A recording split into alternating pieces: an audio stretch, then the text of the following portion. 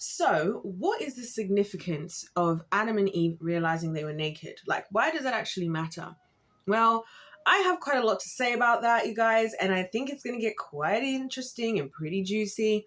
Welcome back, winning team, and we are in part 6, I think, of my current series that we're doing. Right now, we're reading through Genesis 1, 2 through 3, which we're in Genesis 3 right now, and it's part of a bigger series where we're looking at if God is real. If God is real, then why is there evil in the world? And why do humans choose evil? Why do any humans choose evil? Let's get into that. Hold on. Sorry, I just had to correct the title in my notes for the last video. Anyway, so in this video, we're going to be getting into this concept of nakedness, starting with the Hebrew meaning for the word naked.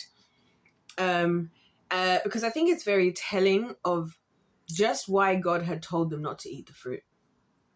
And why it really was him showing that he has their best interest at heart. So it says here, the main Hebrew words for naked are erom or irom and arom, both meaning bare, nude, or exposed, often used for physical nudity, like Adam and Eve in Genesis.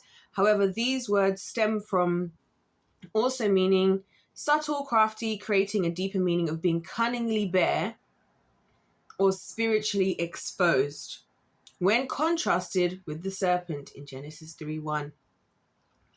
Right? Another related word is erva, meaning nakedness or shameful nakedness. So one thing I just like to point out, if you guys have noticed this, I haven't said it explicitly, but how we have words in English here, this is where we have the problem. In English, we have one word, naked, but as you keep seeing, when you look at the words in the Bible and how they're being used, there'll be a similar meaning, but a completely different Hebrew word. And so this is why I'm saying that us doing all this English malarkey is not helping anything. But anyway, so let's get into that, because I specifically want to get into the cunningly bare or spiritually exposed, right? Especially when contrasted with the serpent in Genesis 3:1, which is what we were just talking about. So what I was saying in the previous video was that when the relationship God has with us, we're like his children, right? He knows that we are exposed.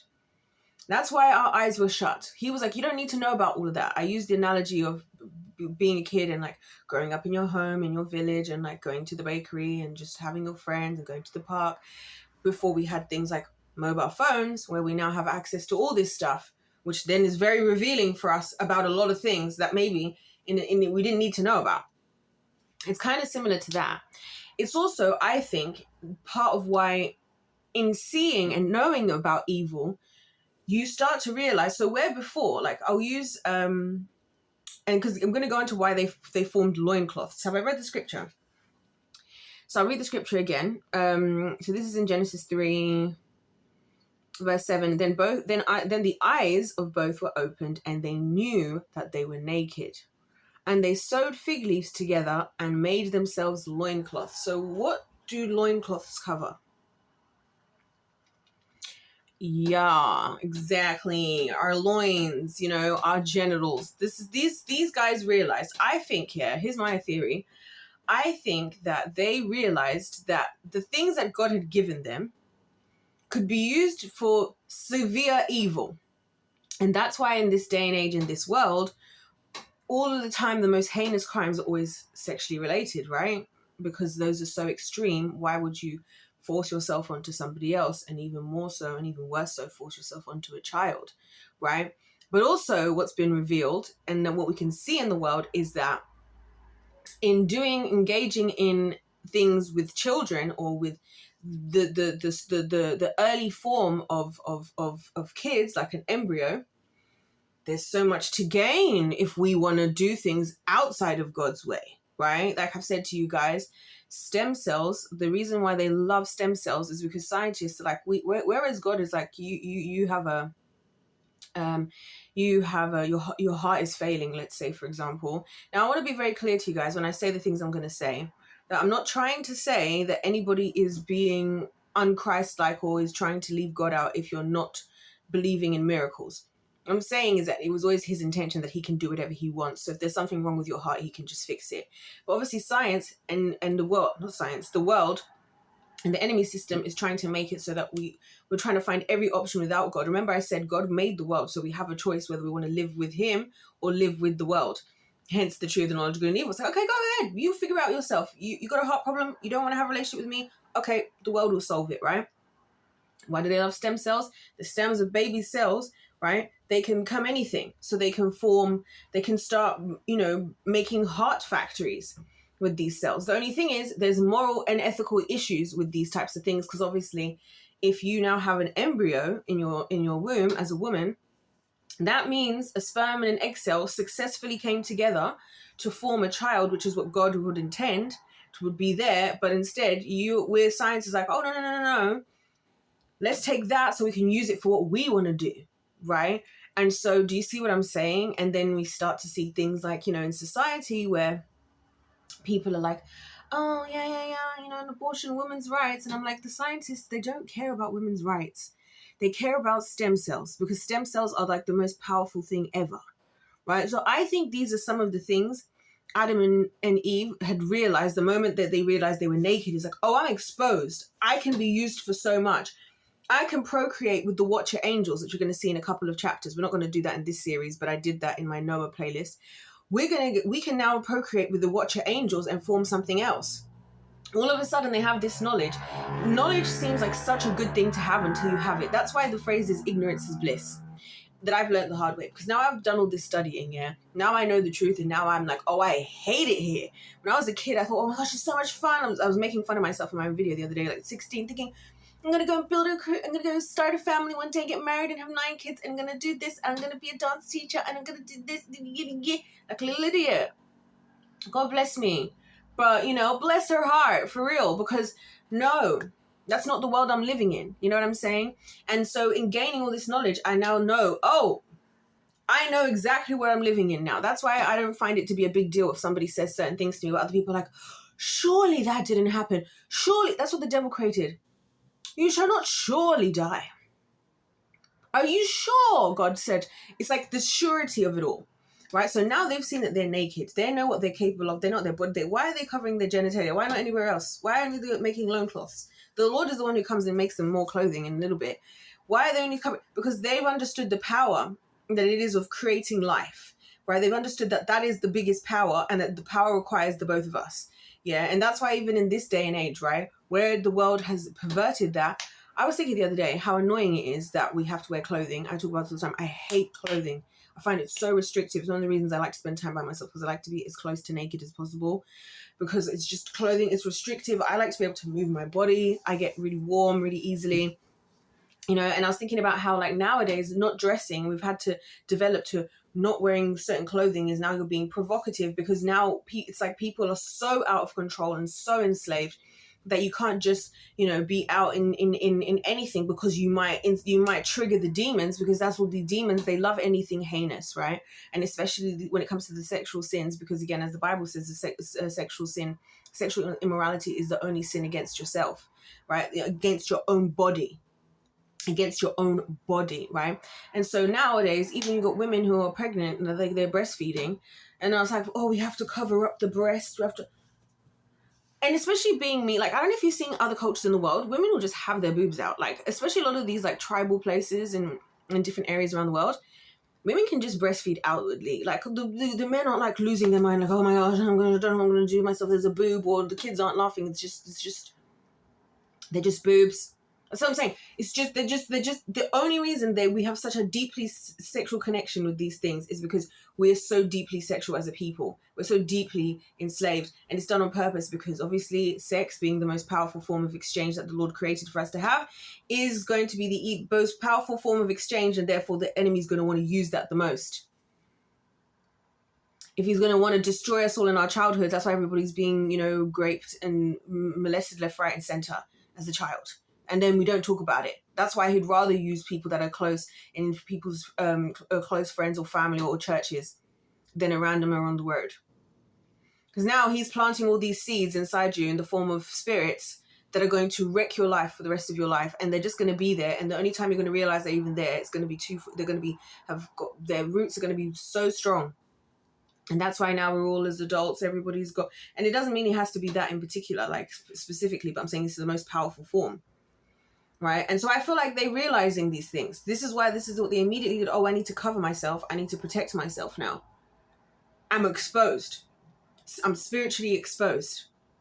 There are these creatures, there's these things, there's this other side of what's happening.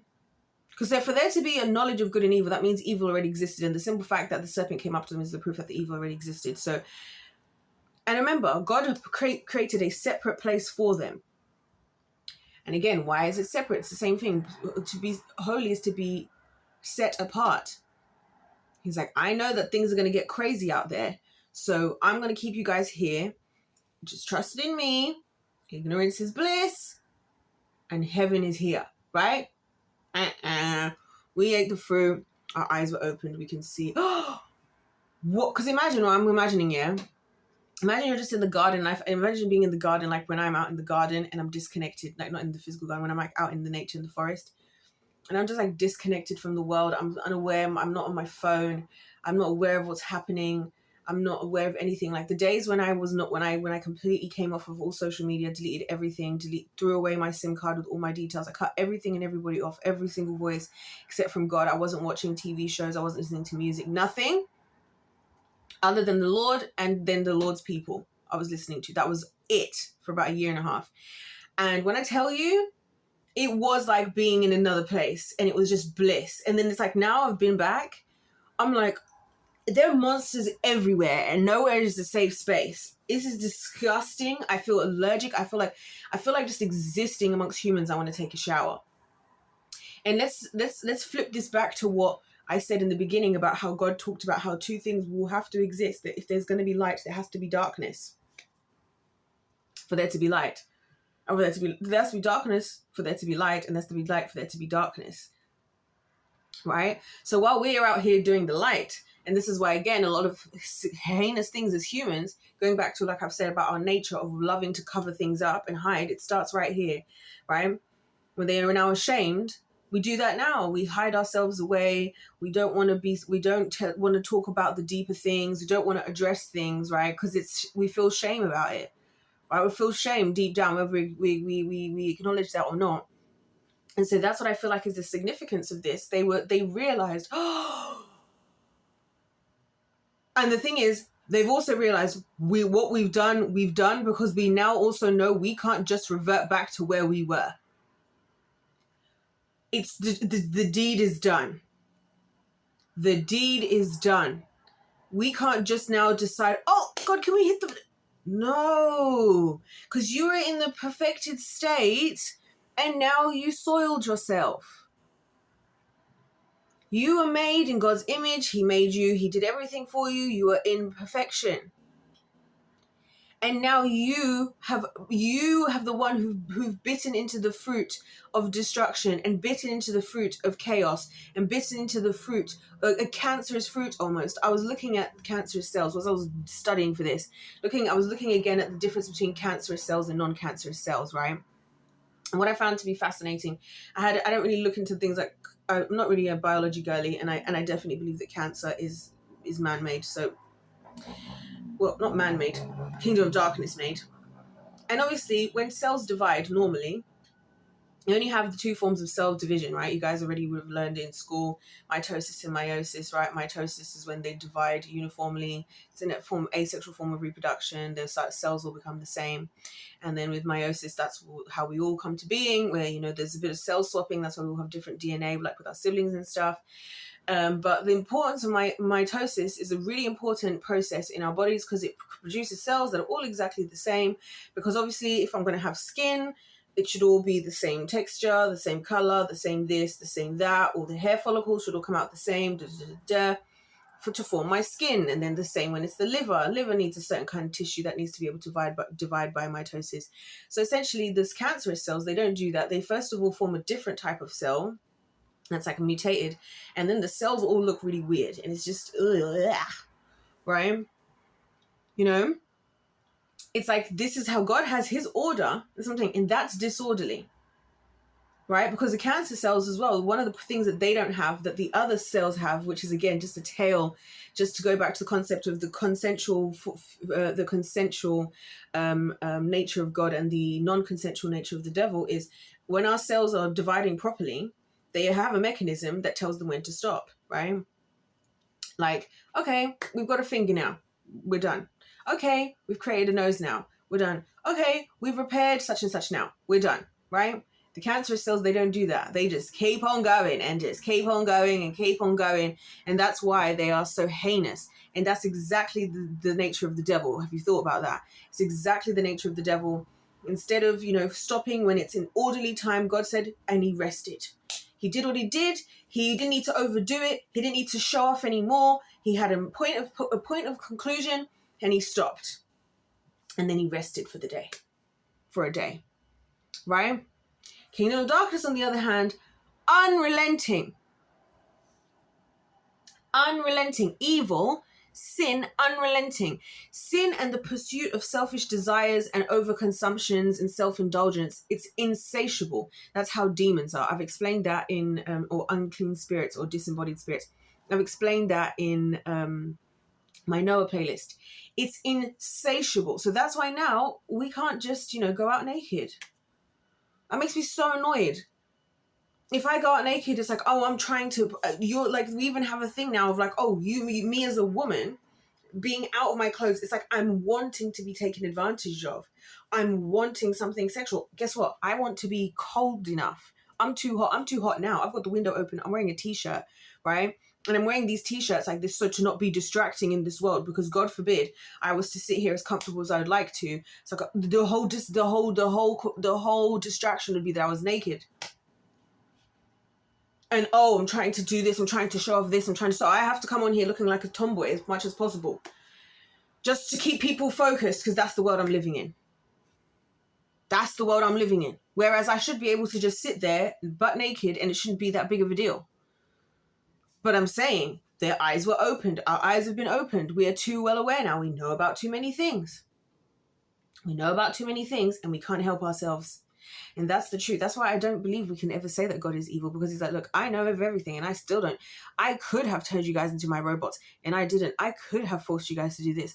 I could have done anything. I could have just created all of this as some kind of sick joke where you guys live forever, absolutely hate your lives as slaves, or live in sin just to live in hell, and I'll just watch for eternity from heaven eating popcorn laughing at you guys. That's what he could have done, but he didn't do that. That's why I'm like, I don't know where we think that God and evil have anything to do with being in the same sentence, other than if the word is between them is opposite, as in God is the opposite of evil.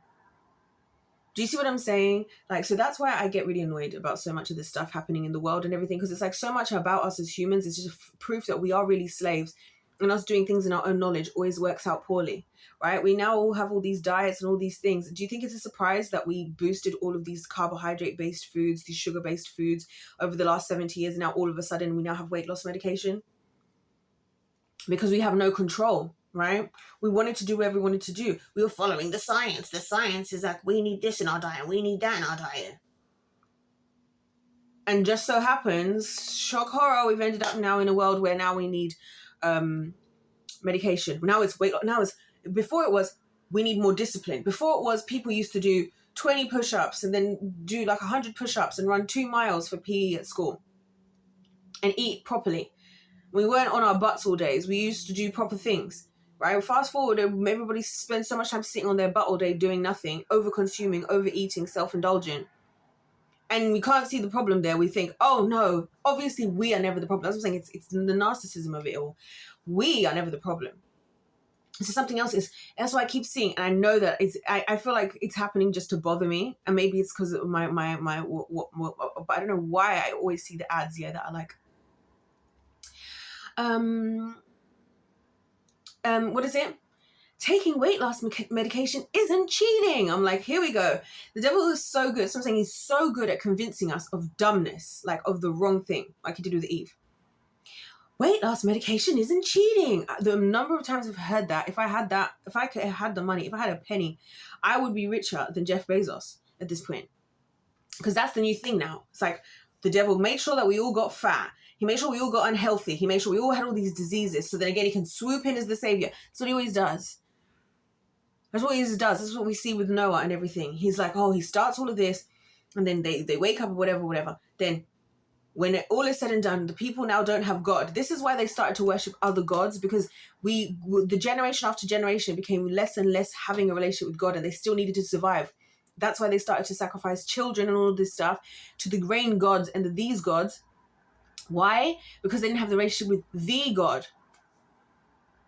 So they had to find somewhere else because they were dumb in their thinking that they could live a life and succeed without him, because with God there's nothing weird going on. Like I said, with Jesus was the sacrifice. His blood was shed on behalf of all of us. Jesus did everything right the first time. Everything God does is comes from a place of love. We look after people. We are there for them. God says if you have 2 jackets on your back, take one off to give to somebody else. Nowadays we're like, as long as I'm good, every relationship I have something, I'm good. And if I don't live how I want, I don't want to do anything else that isn't help me. And then a lot of times the things that we do is only because it makes us feel good, to feel like a good person. Or because whoever's doing it for us, we're expecting something back from that. Which is, again, something that Jesus called the Pharisees out for. He was like, these people, they only invite each other to each other's houses and have these banquets because they expect that they're going to be invited back for a banquet. I was thinking about that. That's the relationships today. People don't just do things out of the kindness of their heart. They do it with the expectation that, I'm going to get something back out of this relationship. Now, any healthy relationship, if you love somebody and they do stuff for you, you should willingly do things for them, but not just because you love them. You want to see them win. You want to see them thrive. But that doesn't live here. That's why I have no desire to participate in human relationships that are outside of the winning team anymore. Right? And then we all live as slaves. We can't get our lives together. We can't get anything together. And then we somehow think that God is the problem. We think he's the problem and his rules is the problem. And you can't even, now we need weight loss medication. That's one of my pet peeves at the moment.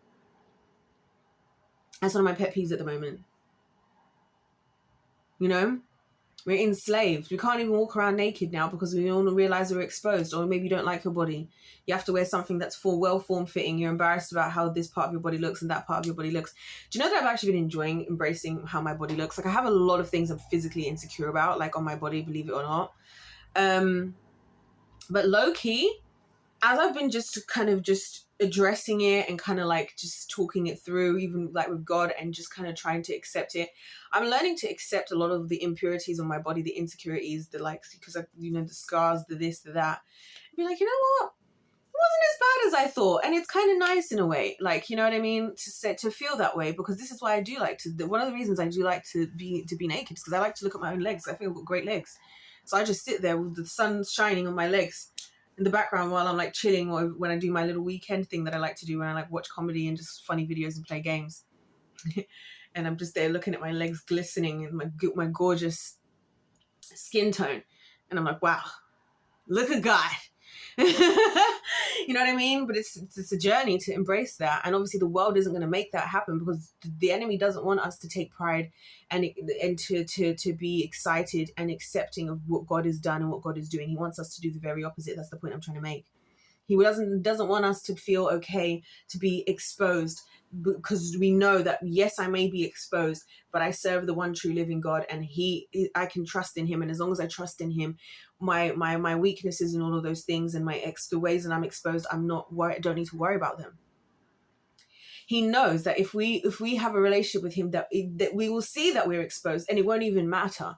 Like, that's why I say to you guys all the time, I'm like, you know what? The world is not a safe space, but I feel safe. The Holy Spirit within me is my safe space. And for having him, I feel like I can still navigate the world. If I didn't have God, I wouldn't leave with the knowledge I have. If I didn't have God, I would have to take my own life, because I couldn't even feel safe in the house, in any house, anywhere on the planet, from what I know now. because nowhere is safe, you know, and everywhere you're exposed and everywhere there's people trying to take advantage, and that's because that's how they operate over there. So then can you not think this is why I think a lot of people love to abuse children, because I think they look at something pure and precious and innocent, and they want to come and contaminate it. That's the demonic way. That's the devil's way. You want, like, this is why I get so annoyed by people these days, you know. A lot of times, is my own personal experience. I'm like, sometimes when I've had, you know, been approached by guys, I'm like, you're looking at me as some like, oh, she's so sweet. Like back in the day, she's so sweet. I would love to like get to know. And I'm like, take your dirty self away from me. Why don't you come and contaminate what I've got? Like, I feel like that now about my spiritual energy space. I'm like, why am I going to come kind of contaminate my spiritual space with you? And this is how I feel like how God feels about us and about how he's trying to keep the garden, as if like, why are you going to let the world come and contaminate you with themselves? But now we live amongst the world. Look at us. Look at us. I've got next door neighbors of the world. I'm living in a country right now where most people are atheist. They're not even at least mostly Islam like some countries, or mostly Christian like others, or Hindu, or atheist. And it made me realize why this country is such a miserable place. Because it's like, there's not even, you know what I mean? And why this country is heinous. I don't know if you guys have ever watched some of these BBC shows. You should watch it. Go and get BBC iPlayer. I'm sure you guys can get it around the world. Get on BBC iPlayer and watch some of these series. There's just a certain degree. I honestly believe that the devil resides here, by the way. I do believe that the devil resides in England. That's going to come up at some point in this series, in the greater series outside of Genesis. But yeah, so I hope you guys can understand why I decided to make an entire video focused on just this one bit. Because like I was rereading through this and I was thinking, I literally spent hours. Like I'll read a couple of verses and then sit for like 20 minutes just in pure silence. Maybe my fan was on, but otherwise in silence, just like I couldn't even sleep. I was like, it's all making so much sense. So yeah, you guys, I hope you're enjoying this. Like I said, we're going to continue on with verses 8. The rest of it shouldn't be, I'm hoping, as long, because the main things that I wanted to address, I've kind of addressed already, that I expected to address in this chapter. So hopefully, well, we'll see. The only reason I say hopefully is because, again, we're now limited with time, courtesy of us eating the fruit. Time began, entropy started. So now I have to be conscious of time, because we're only going to be alive for so long, because we decided we were going to be like the world, which is only ever going to be alive for so long. You know why? Because they're always going to walk themselves into chaos, and they're always going to ruin everything anyways, because that's the truth about us as humans, is we're always going to ruin everything anyways without God. You know, on that note, I'll see you, and I think it's going to be part 7. I will continue and hopefully finish Genesis chapter 3. Hope you guys are enjoying this. I for sure am, because honestly, it's all making so much sense. I don't know. It's all making so much sense. What the hell is happening here? So yeah, God bless you all. Did I say if life's a game? If life's a game, let's play to win. God bless you all. God loves you. I love you. And don't forget, if this is the first of the videos you've watched, they're all linked in the description box. The intro's in there. I recommend watching that first, because otherwise I explained in detail why we're doing this. So yeah, you guys, I'll see you in my next one.